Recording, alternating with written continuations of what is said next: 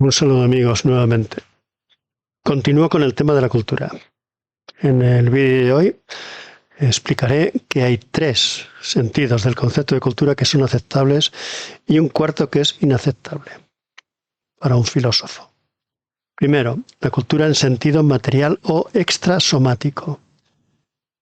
Se llama extrasomática por existir en el exterior de los individuos corporales humanos y es el mundo artificial, el medio físico transformado por el hombre, que consta de una gran cantidad de cosas: casas, chozas, alimentos, caminos, herramientas, armas, puertos, máquinas, templos, vestimentas, objetos rituales y en general todas aquellas cosas, todos aquellos objetos físicos modificados por la acción humana. No debe cometerse el error muy frecuente de pensar que la cultura material se explica porque sirve para satisfacer necesidades humanas.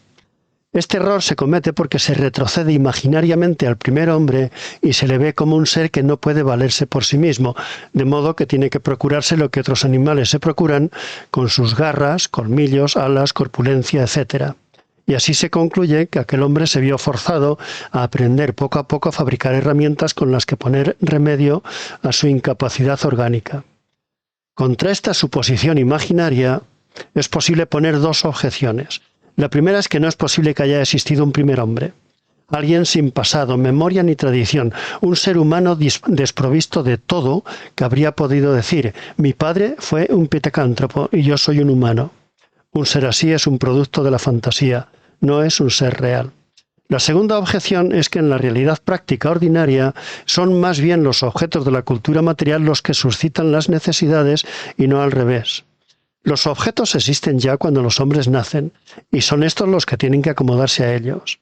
Los brazos de un hombre, sus manos, vías nerviosas, músculos, glándulas, laringe, paladar, lengua, sensibilidad, etc., son directamente troquelados por objetos fabricados, objetos múltiples como arados, palas, picos, máquinas, bicicletas, lápices, aparatos audiovisuales, ordenadores, instrumentos de gimnasia, alimentos cocinados, objetos rituales, vestimentas y muchísimos otros seres materiales. Los reflejos condicionados de la especie humana son en realidad producidos por el medio ambiente artificial. Este moldeamiento no puede ser indefinido, pues la especie humana tiene ciertos límites, por lo que constituye un límite a la variedad de objetos artificiales que pueden existir. Los que se destinen a beber, comer o dormir tienen que cumplir ciertas condiciones impuestas por el organismo. No puede usarse como vaso para beber un tonel de 10.000 litros. La fisiología, el medio externo y los conocimientos del grupo imponen límites a los objetos. En el interior de tales límites son posibles múltiples cambios, pero estos no son infinitos. De hecho, cada cultura particular presenta un tipo fijo de cada clase de objeto artificial y a partir de él genera las variaciones. Las embarcaciones, cultivos, vehículos, casas, instrumentos de escritura, adminículos de cocina, etc., responden a un modelo que se multiplica en un número limitado de variantes. El fundamento necesario de la cultura material es el sistema nervioso central de los individuos corporales, un sistema que actúa sobre el medio físico a la vez que es actuado por él. Desde una perspectiva darwiniana, ambos procesos serán unas veces favorables, otras perjudiciales y otras ni una cosa ni otra, indiferentes. Serán favorables, por ejemplo, las artes y aparejos de pesca de un grupo si contribuyen de hecho a su supervivencia. Serán perjudiciales algunas industrias del presente si verdaderamente constituyen una seria amenaza para el medio. Y serán indiferentes, quizá, los juegos de entretenimiento de los ancianos, si como parece no tienen incidencia alguna sobre la supervivencia o extinción de la población.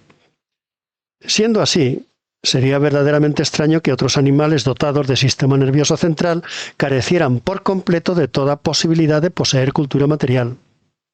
Cierto es que si algunos animales, sobre todo los simios superiores, producen esta clase de cultura, la producen en una proporción muy inferior a la de los humanos, pero eso no es razón para introducir una diferencia radical, una diferencia esencial entre ellos y nosotros. Si, como han puesto de manifiesto varios primatólogos, un chimpancé emplea un palo duro para perforar un túnel en el termitero, después lo saca y coge un tallo más estrecho y flexible que previamente ha preparado pelándolo, para introducirlo otra vez en el túnel y comerse por último las termitas que se han adherido a él, atrapándolas con la mano que desliza sobre el palo, ¿habrá que decir que este animal no fabrica y utiliza herramientas? Segundo sentido de cultura que resulta aceptable es el de cultura intersomática o social. Intersomática porque brota de las relaciones habidas entre individuos corporales humanos y hace referencia a las instituciones sociales o sistemas de actividades provistos de objetividad externa, normatividad e historicidad. De estos tres elementos. Primero, objetividad. La agricultura y los restantes modos de producción, la familia, la religión, la organización política y en general todas las instituciones tienen en común el hecho de que aun brotando de la interacción entre individuos existen como cosas objetivas a los que ellos deben ajustar sus conductas. No son seres físicos, como los objetos de la cultura material, ni elementos de la psique individual, como los recuerdos o las fantasías, pero son seres. En segundo lugar, la normatividad. Las instituciones sociales tienen para los individuos el carácter de normas, un carácter del que están investidas por su prestigio y no por la coacción física que puedan ejercer mediante cuerpos policiales, parentales u otros. En virtud de este prestigio se imponen a los sujetos como ideales que ellos deben lograr o mantener. De hecho, los individuos nacen rodeados de un cúmulo complejo de normas religiosas, morales, lingüísticas, políticas, económicas, artísticas, incluso culinarias, también técnicas, etc. Normas con las que habrán de contar toda su vida. Y en tercer lugar, por último, la historicidad. Las instituciones están en el tiempo y en él sufren transformaciones. Por más que los individuos cuyas vidas son demasiado cortas en comparación con la de ellas, apenas perciben cambios. Los hombres reales se hallan y se han hallado siempre divididos por sus instituciones, técnicas y aprendizajes, por sus círculos culturales de pertenencia. Pero dichos círculos constan de partes que interaccionan y combaten, destruyen, absorben, etc. a otras partes, ya pertenezcan al propio círculo o a otros ajenos. En realidad, las partes no forman un todo, ni los círculos son conjuntos reales. Una lengua, por ejemplo, evoluciona recibiendo préstamos de otras. El arte de la guerra de una sociedad política se rige en gran medida por otra que considera enemiga. Las religiones se influyen entre sí y también se enfrentan unas a otras, sobre todo cuando son próximas, y así en todo lo demás. Una institución tiene su propio desarrollo. Para reconstruirlo no suele ser necesario recurrir al de otras instituciones del círculo de pertenencia de quienes las ponen en práctica. Un ejemplo. Las matemáticas aparecieron por primera vez en un mundo que hablaba griego, tenía fe en una religión politeísta y había desarrollado regímenes políticos que le llevó a un sistema de democracia. Se cultivaron después en el mundo islámico, que hablaba árabe, era monoteísta y teócrata. Más tarde en la cristiandad, que hablaba latín, tenía un sistema feudal, era también monoteísta, etc. Aunque las matemáticas sufrieran algún influjo de las diferentes instituciones con las que hubieron de coexistir, no puede decirse por ello que su desarrollo dependiera de ellas. ¿Es suficiente la existencia de las instituciones sociales para admitir que los hombres y los animales son diferentes? Desde luego lo sería si entre estos últimos no se hallaran ni siquiera un rudimento de las mismas, cosa que es harto dudosa, a tenor de lo que dicen algunos estudios de psicobiólogos, primatólogos y etólogos, que han mostrado que también algunos simios disponen de organizaciones sociales e instituciones que, siendo producto de la acción de los individuos, son seguidas por ellos como los hombres seguimos las nuestras. Incluso en el interior de una misma especie animal hay diferencias sociales, como ha puesto de manifiesto Savater Pi, profesor de psicobiología y etología de la Facultad de Psicología de la Universidad de Barcelona, que descubrió en 1966 una protoindustria de los chimpancés en las montañas de Ocorobicó, cerca del río Muni, de la antigua Guinea española, y describió las culturas de los bastones o de las piedras en los chimpancés del África Occidental, demostrando así que estos animales no solamente tienen ciertas costumbres, sino que éstas varían de un grupo a otro de la misma especie. Luego, la cultura social tampoco es suficiente para introducir una diferencia esencial entre los hombres y los animales. Tercer sentido, la cultura en sentido intrasomático o psicológico. intrasomático por darse en el interior de los sujetos corporales, y es el concepto de todo aquello que un hombre particular introduce en su interior desde el medio social en el que vive envuelto desde que nace. Este concepto habría cobrado cuerpo por primera vez en una ciencia humana con la definición de cultura que dio Edward Barnett Taylor. La cultura o civilización, decía él, es el complejo conjunto que incluye conocimiento, creencias, artes, moral, leyes, costumbres y cualesquiera otras actitudes y hábitos adquiridos por el hombre como miembro de la sociedad. Dice así en su obra Cultura primitiva. La definición se refiere exclusivamente al aprendizaje, en lo que según es también opinión corriente se diferenciaría el hombre de los animales, pues se estaría afirmando que los animales obran mecánicamente por instinto, en tanto que los humanos obran porque aprenden a hacerlo. Esta distinción fue formulada en el siglo XVI por Gómez Pereira, con su teoría del automatismo de las bestias. Según Pereira, cuando un halcón que divisa una liebre se arroja sobre ella, no es porque haya aprendido que se trata de una liebre, que entiende lo que es cazar y alimentarse, etc., sino porque es una maravillosa máquina fabricada para responder automáticamente a ciertos cambios externos. Un animal no aprende ni entiende nada. Pereira llamó objeto motivo a los campos externos que, como la irrupción de la liebre en el campo visual del halcón, provocan la acción mecánica de éste. Y objeto terminativo a la acción resultante, negando que hubiera entre ambos nada, excepto una complicada maquinaria de músculos, nervios y huesos que se mueven como las poleas y las ruedas dentadas de un reloj. La teoría de Pereira sería proseguida por otros filósofos como Descartes, que negó que los animales pudieran tener experiencia alguna. Luego llegó al gran público. En los años de la Revolución Francesa, por ejemplo, Cavani se preguntaba si un reo siente dolor cuando es guillotinado, y respondía que no. La teoría del automatismo de las bestias pasó por último a los dominios de la psicología después de su puesta al día por Pavlov y su continuación por obra de la escuela conductista americana, como se verá en algún vídeo posterior. Interesa más a nuestro propósito actual comprobar que el aprendizaje no es suficiente para diferenciar a los humanos y a los animales, para lo cual es necesario recurrir a la etología, la ciencia de las conductas animales. Los descubrimientos de esta ciencia, cuyos fundadores fueron von Fries, Konrad Lorenz y Nico Tinbergen, contradicen la teoría del automatismo de las bestias y las doctrinas más radicales del conductismo, las que afirman que todas las conductas humanas son aprendidas. De los tres etólogos mencionados, Konrad Lorenz fue quizá el que con más vigor se enfrentó a ese modelo mecánico de la conducta, mostrando una y otra vez que ésta brota del propio animal, sin necesidad de estimulación externa. Sirva como ejemplo el caso de un estornino que él mismo crió, procurándole alimentación abundante y evitando que hubiera cualquier otro pájaro en las proximidades, con el fin de que no cazara a impulsos del hambre ni por imitación de otros compañeros. Lorenz evitó incluso la presencia de insectos en la estancia del pájaro. El resultado fue que el estornino remontaba de vez en cuando el vuelo desde el palo en que se hallaba, revoloteaba durante unos segundos cerca del techo, como si estuviera capturando algún insecto, lo capturaba, entre comillas, volvía al palo para rematar, también entre comillas, a su presa, y finalmente se la tragaba, también entre comillas, y recuperaba la calma.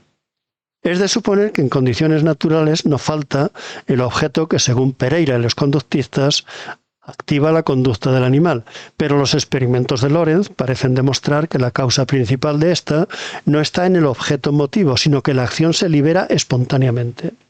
Se dirá tal vez que se libera por instinto, a lo cual asiente el etólogo, pero no antes de proponer una definición de instinto que cuadre con la teoría darwiniana, y es la siguiente: adaptación filogenética o eficacia para la conservación de la especie, que por ese motivo ha sido producida por la mutación y conservada por la selección natural. Los instintos son dispositivos internos, producidos por el sistema nervioso, el hormonal o cualquier otro, que desencadenan conductas provechosas o perjudiciales para la especie según el medio en que se halle. Si el medio es estable, no habrá necesidad de que cambien tales dispositivos ni las conductas resultantes. Algunas especies, sin embargo, cuentan con una disposición innata instintiva al aprendizaje, que se activa cuando cambia el medio, de tal manera que pueden modificar su conducta, Luego, la capacidad de aprender debe ser contada también como una adaptación filogenética. Los antropoides son los animales que más muestras dan de poseer en un grado muy elevado esta disposición al aprendizaje. El padre de la primatología japonesa, Kinji Imanishi, lo mostró fehacientemente tras el estudio de la conducta de Imo, una joven hembra de macaco. Un experimento admirable y extraordinario. Paso a contárselos. Sucedió en la isla de Kosima durante los primeros años 50 del siglo XX. Nuestro experimentador comprobó que Imo aprendía primero a lavar en agua dulce las batatas que él mismo había dejado caer sobre la arena de la playa. Después las lavó en agua del mar, porque descubrió que tenían mejor sabor con agua salada. Luego el primatólogo empezó a dejar caer trigo sobre la arena. Imo, tras comprobar que flotaba, aprendió también a lavarlo en el mar antes de consumirlo. Por último, el inteligente animal comprendió incluso que había que restringir el aprendizaje de las técnicas de lavado de alimentos cuando el investigador los racionó. El investigador pudo comprobar que aprendían a lavarlos solamente los miembros del linaje de Imo.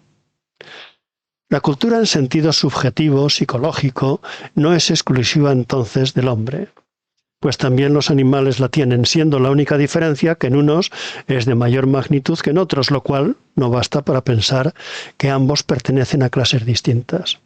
Si es cultura todo lo que se adquiere como miembro de una sociedad, según la célebre definición de Taylor, entonces las técnicas inventadas y practicadas por Imo y sus compañeros son culturales. La diferencia es de grado, no de esencia, y no es posible definir a los hombres como animales culturales porque la cultura no es una diferencia específica.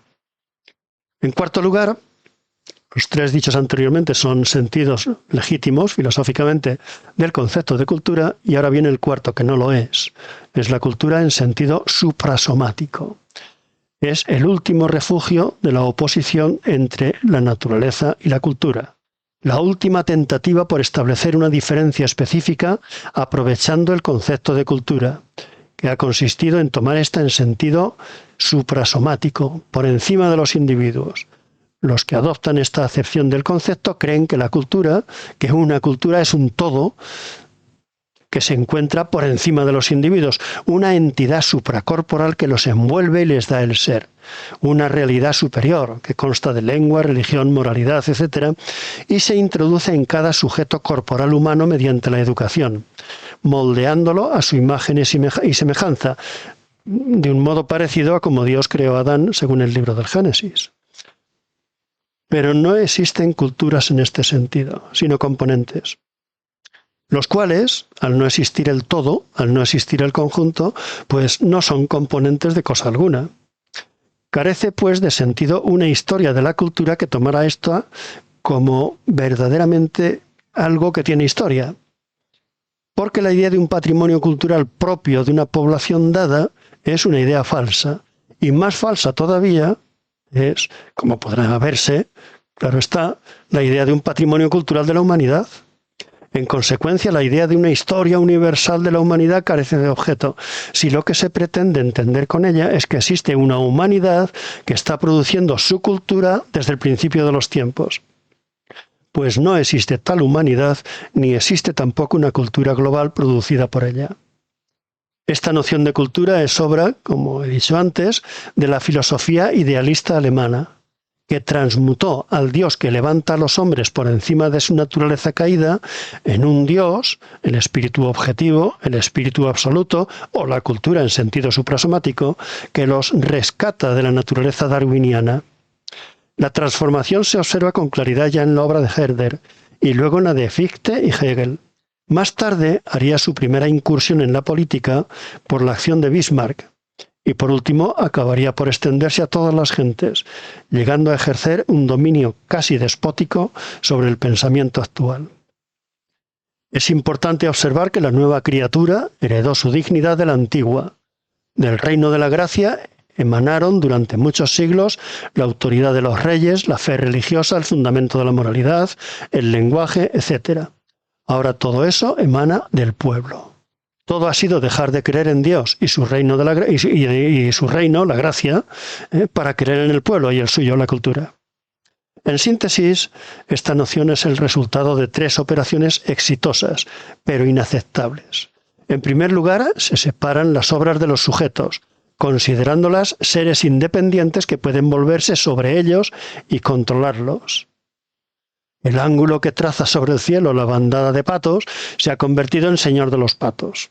No se hacen, por ejemplo, historias de las novelas de Cervantes, los dramas de Calderón, las comedias de Lope, sino historia de la literatura española, dando a entender que los autores están supeditados a una corriente que se halla por encima de ellos. Pero esto es puro idealismo. En segundo lugar, se hacen confluir las obras de los sujetos en una sola unidad, pese a que cada una de ellas sigue una línea propia de desarrollo, influyéndose, intersectándose y oponiéndose a otras que en muchas ocasiones proceden de círculos culturales ajenos.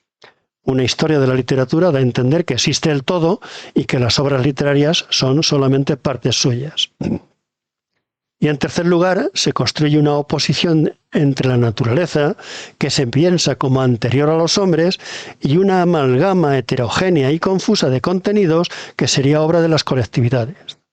La cultura suprasomática sería la unidad superior en que se injertan los todos particulares: la literatura, la religión, la lengua, el arte, las costumbres, la moralidad, etc.